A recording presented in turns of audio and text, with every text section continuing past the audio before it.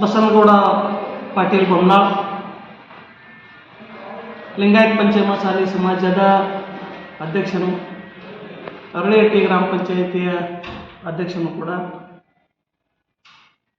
2028ಕ್ಕೆ ಕಾಗವಾಡ ಕ್ಷೇತ್ರಕ್ಕೆ ಬೇರೆಯವರು ಈ ಕ್ಷೇತ್ರಕ್ಕೆ ಬಂದ ಚುನಾವಣೆಯನ್ನು ಮಾಡ್ತೀವಿ, 2028ಕ್ಕೆ ಚಿದಾನಂದ್ ಲಕ್ಷ್ಮಣ್ ಸೌದಿ 2028ರ ಶಾಸಕರು ಅಂತೇಳಿ ವಾಟ್ಸಾಪ್ ಮತ್ತು ಫೇಸ್ಬುಕ್ ಗ್ರೂಪ್ನಲ್ಲಿ ಬಿಂಬಿಸ್ತಾ ಇದ್ದರು. ಆದರೆ ಇವತ್ತಿನ ದಿವಸ ಕಾಗವಾಡ ಈಗಾಗಲೇ ಶಾಸಕರು ರಾಜು ಕಾಗೆ ಅವರು ಅದಾರ. ಅವರು ಸುಮಾರು 5 ಬಾರಿ ಶಾಸಕರಾಗಿ ಜಿಲ್ಲಾ ಮಧ್ಯವರ್ತಿ ಬ್ಯಾಂಕಿನ ಉಪಾಧ್ಯಕ್ಷರು ಕೂಡ. ಆದರೆ ಇವತ್ತಿನ ದಿವಸ ಅವರು ಅನಾರೋಗ್ಯದರು. ಅವರಿಗೆ ಮುಂದಿನ ಚುನಾವಣೆಗೆ ಅವ್ರು ನಿಲ್ಲಂಗಿಲ್ಲ, ಮುಂದಿನ ಚುನಾವಣೆಗೆ ನಾವು ನಿಲ್ತೀವಿ ಅಂತೇಳಿ ಏನು ಅಥಣಿ ಕ್ಷೇತ್ರದ ಶಾಸಕರಾದಂಥ ಲಕ್ಷ್ಮಣ್ ಸವದಿ ಅವರ ಪುತ್ರರಾದ ಚಿದಾನಂದ್ ಲಕ್ಷ್ಮಣ್ ಸವದಿ ಅವರು ಹಿಂಬಾಲಕರು ಏನು ವಾಟ್ಸಾಪ ಮತ್ತು ಫೇಸ್ಬುಕ್ದಲ್ಲಿ ಏನು ಬಿಂಬಿಸ್ತಾ ಇದ್ದಾರೆ. ನಿನ್ನೆ ತಾನೇ ನಾವು ಅಥಣಿಯಲ್ಲಿ ಪ್ರೆಸ್ ಮೀಟ್ ಕರೆದಾಗ, ಪತ್ರಿಕಾಗೋಷ್ಠಿ ಕರೆದ ನಂತರ ಅಲ್ಲಿ ರಾಜೀವ್ ಕಾಗೆ ಅವರ 2028ಕ್ಕೆ ಮಾಜಿ ಆಗ್ತಾರು, ನಾವೇ ಮುಂದಿನ 28ಕ್ಕೆ ಶಾಸಕರು ಅಂತೇಳಿ ಈಗಾಗಲೇ ವಾಟ್ಸಪ್ ಮತ್ತು ಫೇಸ್ಬುಕ್ಕಲ್ಲಿ ಮತ್ತೆ ಪದೇ ಪದೇ ಮಾಡ್ತಾ ಇದ್ದಾರೆ. ಆದರೆ ಕಾಗವಾಡ ಶಾಸಕರು ಜನಪ್ರಿಯತೆಯನ್ನು ಗಳಿಸಿದರು. 2028ಕ್ಕೆ ರಾಜು ಕಾಗೆ ಅವರು ಕಾಂಗ್ರೆಸ್ ಪಕ್ಷದ ಅಭ್ಯರ್ಥಿ, ಅವರೇ ನಿಲ್ಲುವುದು, ಅವರೇ ಗೆಲ್ಲುವುದು ಕೂಡ ಖಚಿತ. ಸುಮಾರು ಅಭಿವೃದ್ಧಿಗಳ ಕೆಲಸ, ಯಾಕಂದ್ರೆ ಪ್ರತಿ ಗ್ರಾಮದಲ್ಲಿ ಸಮುದಾಯ ಭವನ ಆಗಿರಲಿ, ಕುಡಿಯ ನೀರಿನ ಯೋಜನೆ, ಬಹುಗ್ರಾಮ ಕುಡಿಯ ನೀರಿನ ಯೋಜನೆ, ಕೆಳಗಾವ ಬಸವೇಶ್ವರ ಯಾತ್ರೆ ನೀರಾವರಿ, ಎಲ್ಲನೂ ಕೂಡ ಸುಮಾರು ಯೋಜನೆಗಳನ್ನು ಜನಪರ ಯೋಜನೆಗಳು ಮಾಡ್ಕೊಂಡು ಬಂದರು. ಆದರೆ ಅವರು ಯಾವುದೇ ಸಮಾಜಕ್ಕೆ, ಯಾವುದೇ ಜಾತಿಗೆ ಸೀಮಿತ ಆದ ಒಬ್ಬರು ಶಾಸಕರಲ್ಲ. ಆದರೆ ನಾವು ಸಮಾಜ ಮುಖಂಡನಾಗಿ ಹೇಳ್ತೀನಿ, ಅವ್ರನ್ನ ನೋಯಿಸುವಂಥ ಕೆಲಸ ಆಗ್ತಾ ಇದೆ, ಅದನ್ನು ಮಾಡಬಾರ್ದು. ಯಾಕಂದ್ರೆ ಒಂದು 2 ಸಲ ಅವರು ಹಾರ್ಟ್ ಆಪರೇಷನ್ ಆದ ನಂತರ ರಾಜೀವ್ ಕಾಗೆ ಅವರು ಚುನಾವಣೆಗೆ ನಿಲ್ಲಂಗಿಲ್ಲ, ಅವ್ರು ವೀಕ್ ಆಗ್ಯಾರು. ಎಲ್ಲಿ ಅವ್ರು ರಾಜೀವ್ ಕಾಗೆ ಅವರು ಶಾಸಕರು ಎಲ್ಲಿ ಯಾರು ಬಾಂಡ್ ಮೇಲೆ ಬರೆದು ಕೊಟ್ಟಾರು, ನಿಲ್ಲಂಗಿಲ್ಲ ಅಂತ ಹೇಳಿ ಎಲ್ಲಿ ಯಾರು ಹೇಳಿದಾರು.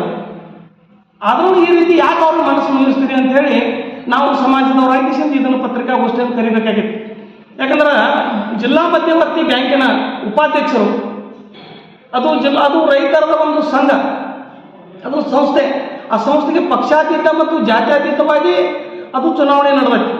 ಆದರೂ ಅಲ್ಲಿ ಲಿಂಗಾಯತ ಜಿಲ್ಲೆಯಲ್ಲಿ ಲಿಂಗಾಯತ ಪ್ರಭಾವ ಐತನ್ನೋ ಕಾರಣಕ್ಕೆ ಅಲ್ಲಿ ಅಣ್ಣಾ ಸಾಹೇಬ್ ಜೊಲ್ಲೆ ಅವ್ರನ್ನ ಲಿಂಗಾಯತ ಅಧ್ಯಕ್ಷರನ್ನ ಮಾಡಿದಾರೆ, ಉಪಾಧ್ಯಕ್ಷರನ್ನ ರಾಜು ಕಾಗೆ ಅವ್ರನ್ನ ಉಪಾಧ್ಯಕ್ಷರನ್ನಾಗಿ ಮಾಡಿದರು.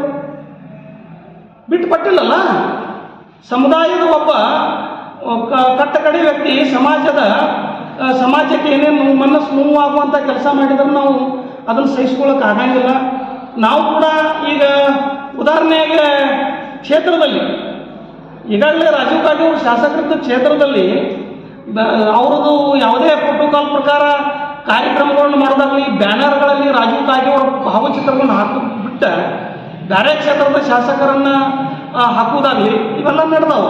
ಅದನ್ನು ತಕ್ಷಣ ತಡೆ ಹಿಡಿಬೇಕು ಅಂತ ಹೇಳ್ತೀನಿ. ಮತ್ತೊಂದು, ಇದರ ಹಿಂದೆ ಸುಮಾರು 20-30 ವರ್ಷಗಳ ಕಾಲ ಲಕ್ಷ್ಮಣ್ ಸವದಿ ಮತ್ತು ರಾಜೀವ್ ಕಾಗೆ ಅವರು ಅಣ್ಣ ತಮ್ಮ ಅಂದರೆ ರಾಮ ಮತ್ತು ಲಕ್ಷ್ಮಣ ಈ ರೀತಿ ಬಂದವರವರು.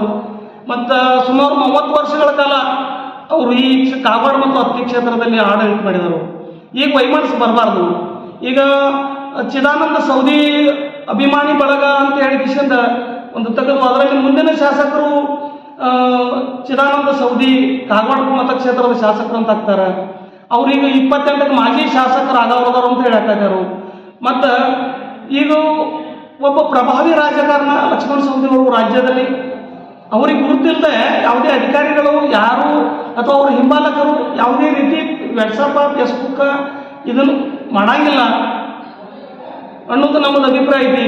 ಮತ್ತು ಕಾಗವಾಡ ಇದೇ ರೀತಿ ಮುಂದುವರೆದಾದ್ರೆ ಕಾಗವಾಡ ಕ್ಷೇತ್ರದಲ್ಲಿ ಮತ್ತು ಅಥಣಿ ಮತಕ್ಷೇತ್ರದಲ್ಲಿ ಲಿಂಗಾಯತ್ ಪಂಚಮಸಾಲಿ ಸಮಾಜದ ಇನ್ನೂ ಒಳಪಂಗಡಗಳನ್ನು ಕರೆದುಕೊಂಡು ನಾವು ಸಮಾಜದ ಒಗ್ಗಟ್ಟನ್ನು ಪ್ರದರ್ಶನ ಮಾಡಬೇಕಾಗ್ತತಿ, ಸಮಾಜ ಇನ್ನಷ್ಟು ಗಟ್ಟಿಗೊಳಿಸಬೇಕಾಗ್ತತಿ ಅನ್ನುವಂಥ ವಿಚಾರವನ್ನು ನಾವು ಅವರು ಕಾಂಗ್ರೆಸ್ ಪಕ್ಷದ ಇವರು ಒಬ್ಬ ಶಾಸಕರು ಅವರು ಕಾಂಗ್ರೆಸ್ ಪಕ್ಷದ ಶಾಸಕರು. ಒಬ್ಬ ಶಾಸಕರದ ಒಬ್ಬರು ಇರ್ತಕ್ಕಂಥ ಇಲ್ಲಿ ಶಾಸಕರಿಗೆ ಅದಾರ. ಅದರ ಹತ್ತನೇ ಶಾಸಕರು ಬಂದು ಬ್ಯಾನರ ಪೋಸ್ಟರ ಇವೆಲ್ಲನೂ ಕೂಡ ಅಳವಡಿಸಿ ಅವ್ರಿಗೊಂದು ನೋವಾಗುವಂಥ ಕೆಲಸ ಅದ ಮಾನಸಿಕ ಮಾಡುವಂಥ ವಿಚಾರಗಳು ನಡೆದಾವೆ. ಈಗ ಅದ ವಿಚಾರಗಳು ಇಟ್ಕೊಂಡು ನಾವು ಕಾಗವಾಡ ಮತಕ್ಷೇತ್ರ ಎಷ್ಟು ಬರ್ತೈತಲ್ಲ ಅಷ್ಟೆಲ್ಲನೂ ಸೊಸೈಟಿಗಳನ್ನು ಪ್ರಾಥಮಿಕ ಕೃಷಿ ಪತ್ತಿನ ಸಂಘಗಳನ್ನು ಕಾಗವಾಡ ಮತಕ್ಷೇತ್ರಕ್ಕೆ ಸೇರಿಸಬೇಕು. ಕಾಗವಾಡ ಮತಕ್ಷೇತ್ರ ಎಷ್ಟೈತಲ್ಲ ಅಷ್ಟು ಹಳ್ಳಿಗಳನ್ನು ಕೂಡ ಕಾಗವಾಡ ತಾಲೂಕಾಗಿ ಸೇರಿಸಬೇಕು ಅನ್ನೋದು ಕೂಡ ನಮ್ದು ಒತ್ತಡ ಇದೆ.